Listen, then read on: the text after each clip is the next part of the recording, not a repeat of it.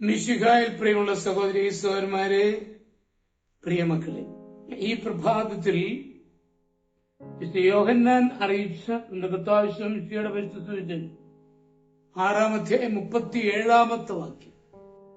Saint John's gospel chapter 6:37. കർത്താവ് അരുളി ചെയ്യുന്നു, എന്റെ അടുക്കൽ വരുന്നവനെ ഒരു നാളും ഞാൻ തള്ളിക്കളയുകയും.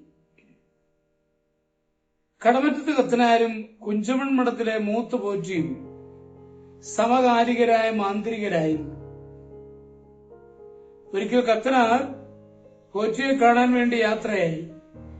മാന്ത്രികനായ പോറ്റിയെ കാണാൻ ചെല്ലുമ്പോൾ അയാളെ അത്ഭുതപ്പെടുത്തണമല്ലോ. അതിനുവേണ്ടി അച്ഛൻ ഒരു ചെപ്പടി വിദ്യ ചെയ്തു. നേരെ വഞ്ചിയിൽ കടന്നിരുന്നിട്ട് വഞ്ചിയോട് കൽപ്പിച്ചു, വഞ്ചി നേരെ കുഞ്ചമൺ മഠത്തിലേക്ക് പോകട്ടെ. അച്ഛന്റെ ആജ്ഞ കേൾക്കേണ്ട താമസം വഞ്ചി 100 മൈൽ സ്പീഡിൽ മഠത്തിലേക്ക് പാഞ്ഞു. ഉച്ചയായപ്പോൾ പ്രസിദ്ധമായ ഇല്ലത്തെത്തി. തുഴക്കാരാരുമില്ലാതെ അച്ഛൻ ഒറ്റയ്ക്ക് വഞ്ചിയിൽ വരുന്നതുകൊണ്ട് പോറ്റി വിളറി വെളുത്തു.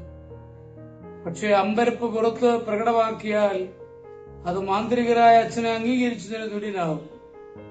അതുകൊണ്ട് ആശ്ചര്യം ഉള്ളൊതുക്കി അച്ഛനെ പോറ്റി ഹൃദ്യമായി സ്വീകരിച്ചു.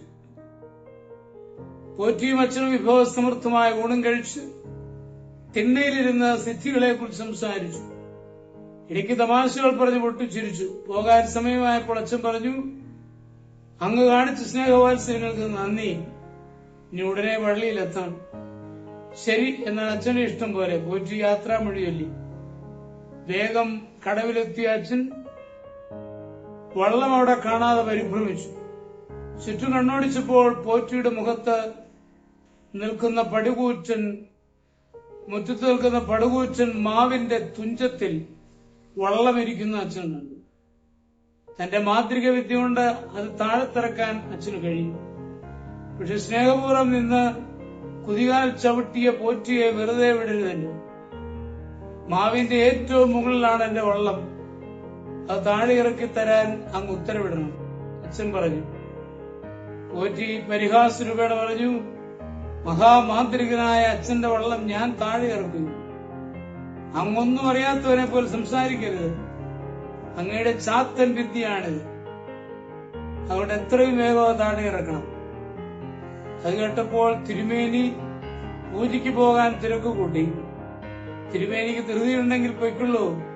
നിങ്ങളുടെ അന്തർജനങ്ങൾ മാവിൽ കയറി എന്റെ വള്ളം എടുത്തു തരുന്നതിന് അല്പമൊന്ന് നിന്നാൽ കാണാം. അച്ഛന്റെ വാക്ക് കേട്ട് ഞെട്ടിത്തരിച്ചു നോക്കിയ നമ്പൂതിരി ആ കാഴ്ച കണ്ട് പരിഭ്രമിച്ച അവശനായി. അന്തഃപുരത്തിലെ സ്ത്രീകളതാ നഗ്നരായി ഓടി വന്ന മാവിൽ കയറാൻ തുനിയുന്നു.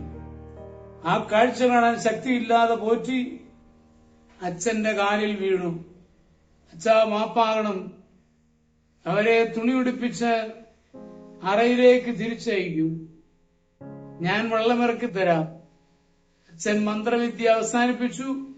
പോറ്റി വേഗം ചാത്തന്മാരെ അയച്ച് വള്ളം വായുവിലൂടെ പറത്തി അച്ഛന്റെ അടുത്ത് കൊണ്ടുവന്നു. ഇങ്ങനെ പോറ്റിയും കത്തനാരും തമ്മിലുള്ള വ്യക്തിവിരോധം തീരുകയും അവർ ശേഷിച്ച കാലം നല്ല സുഹൃത്തുക്കളായി തീരുകയും ചെയ്തുവെന്ന് ഐതിഹ്യം. ഫ്രാൻസിസ് ഡി സെയിൽസ് പറയുന്നുണ്ട്, വിനീതവും അനുസ്യൂതവുമായ കൃത്യ നിർവഹണമാണ് വിശുദ്ധി എന്ന്. അതെ, കർത്താവിനോട് ചേർന്ന് നിന്ന് കർത്താവിന്റെ പ്രവൃത്തികൾ ചെയ്താൽ ഒരിക്കലും നമ്മൾ പരാജയപ്പെടുകയില്ല. നമ്മുടെ കർത്താവ് മിശിഹായുടെ കൃപയും പിതാവായ ദൈവത്തിന്റെ സ്നേഹവും പരിശുദ്ധാത്മാവിന്റെ സഹവാസവും പരിശുദ്ധ അമ്മയുടെ മധ്യസ്ഥതയും നിങ്ങളെല്ലാവരോടും കൂടി ധാരാളമായിട്ടുണ്ടായിരുന്നു, എപ്പോഴും എപ്പോഴും എന്നേക്കും. ആമേൻ.